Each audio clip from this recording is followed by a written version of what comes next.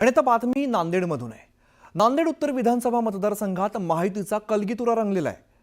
विधानसभा निवडणुकीमध्ये महायुतीत त्रास झाला। भाजपामध्ये नवीन आलेल्या लोकांनी माझं काम केलं नाही, भाजपाच्या लोकांनी माझ्या विरोधात पैसे वाटल्याचा आरोप नांदेड उत्तरचे आमदार बालाजी कल्याणकर यांनी केलेला आहे। तर यावरती भाजप नेते प्रवीण साले यांनी प्रत्युत्तर दिलंय। भाजपाने युती धर्म पाळला असं भाजपाच्या स्थानिक नेत्यांनी म्हटलेलं आहे। आपल्याला काय महायुतीमध्ये त्रास झाला हे तुम्हाला माहित आहे सगळ्याला। मला सगळ्यात जास्त त्रास झाला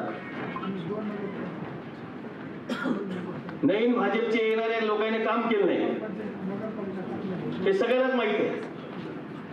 मी कसं तरी निवडून आलो जनतेच्या सेवेमध्ये, लोकांचं 5 वर्षाचं काम होतं माझं। टोकाचा प्रचार झाला आणि भारतीय जनता पार्टी पूर्णपणे कल्याणकरांच्या पाठीशी उभा होती।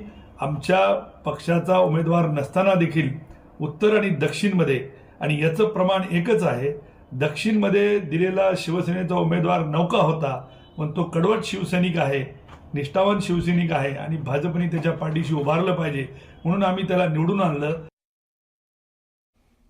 आणि आता कोल्हापूरला जाऊ।